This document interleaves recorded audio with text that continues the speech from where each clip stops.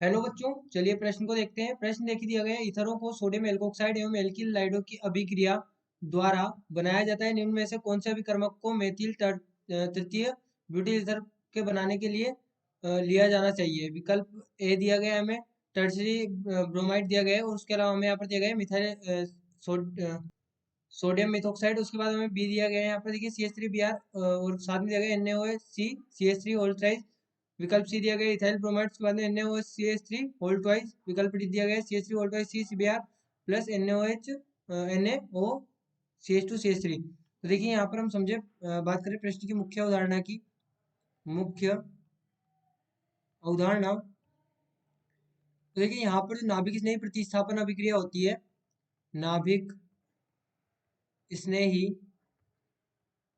प्रतिस्थापन, नाभिक स्नेही प्रतिस्थापन अभिक्रिया, अभिक्रिया, देखिए इसमें क्या होता है, हमारे पास में हम यहाँ पर जो ब्रोमाइड लेते हैं, तो यहाँ पर ब्रोमाइड नहीं, हम इसे कह सकते हैं एल्किल हैलाइड लेते हैं, और एल्किल हैलाइड की पर हम करवाते हैं न्यूक्लियोफाइल की अभिक्रिया। जब न्यूक्लियोफाइल अटैक करता है तो ये बैक साइड से अटैक करेगा, और बैक साइड से अटैक करेगा तो यहाँ पर एक ट्रांजिशन स्टेट बनेगी, जिसमें कि जो यहाँ पर एक्स माइनस होगा वो निकल रहा होगा, यानी कि जो हेलोजन है वो निकल रहा है, और यहाँ पर ये न्यूक्लियोफाइल क्या हो रहा होगा, न्यूक्लियोफाइल यहाँ पर ये जुड़ रहा होगा। ये हमने क्या बनाई है, ट्रांजिशन स्टेट बनाई है। अब यहाँ पर देखिए ध्यान दें, होता क्या है कि इसके बाद में यहाँ से जो एक्स माइनस ये निष्कासित हो जाता है, और न्यूक्लियोफाइल यहाँ पर जुड़ जाता है। तो ये हमारे पास में क्या हुआ, नाभिक स्नेही प्रतिस्थापन अभिक्रिया। जो नाभिक स्नेही था उसने एक नाभिक स्नेही का यहाँ पर प्रतिस्थापन कर दिया। तो अब देखिए यहाँ पर जो हेलाइड हम प्रयोग करते हैं, एल्किल हेलाइड तृतीयक, तृतीयक नहीं होना चाहिए, नहीं होना चाहिए, क्योंकि यहाँ पर क्या हो जाएगा, यहाँ विलोपन अभिक्रिया, विलोपन अभिक्रिया हो जाती है। तो अब देखिए, अब यहाँ पर जैसे कि हमें विकल्प में दिया गया है, तो ये हमें क्या दिख रहा है यहाँ पे, ये हमें दिख रहा है टर्सरी ब्यूटाइल, यहाँ पर टर्सरी ब्रोमाइड दिख रहा है ये, या टर्सरी हेलाइड दिख रहा है, यानी कि ये तो हमारा विकल्प होगा ही नहीं। उसके बाद में अगला हम देखें, हमें क्या कहा गया है, यहाँ पर क्या बनाना है हमें, मेथिल तृतीयक ब्यूटिल ईथर। तो इसकी संरचना हम यहाँ पर बना लें। ये हमारे पास में होगा CH3 C, CH3 यानी कि देखिए यहाँ पर हम इसे इस प्रकार से लिखें, ये हमारे पास में CH3O, CH3 CH3C, CH3O, CH3।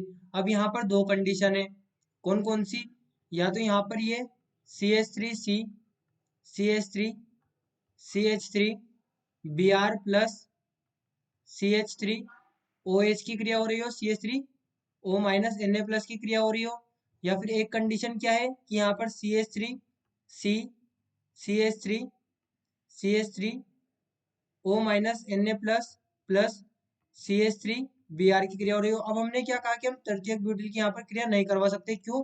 क्योंकि यहाँ पर क्या होगा कि ये जो CH2 है, यहाँ पर कोई सा भी CH2, तीनों जो भी CH3 है सभी बराबर है। तो यहाँ पर से क्या होगा कि ये जो O माइनस है यहाँ पर बेस की तरह कार्य करेगा, और यहाँ से ये H प्लस को निकालेगा। जब यहाँ से H प्लस निकलेगा तो इस बॉन्ड के इलेक्ट्रॉन इधर जाएंगे, तो यहाँ से ये Br माइनस को निष्कासित करेगा, और ये यहाँ पर क्या निर्मित कर देगा,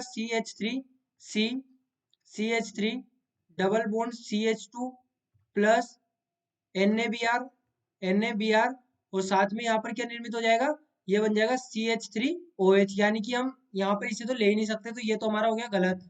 यानी कि हमारे पास में क्या क्या होना चाहिए यहाँ पर, टर्सरी ब्यूटिल, यहाँ पर एल्कोक्साइड या कहें सोडियम ब्यूटोक्साइड, और साथ में यहाँ पर हमारे पास में होना चाहिए मिथाइल ब्रोमाइड। तो ये जब क्रिया होगी तो यहाँ पर से हमारे पास में न्यूक्लियोफाइल क्या है, CH3C CH3O माइनस, ये हमारे पास में न्यूक्लियोफाइल होगा।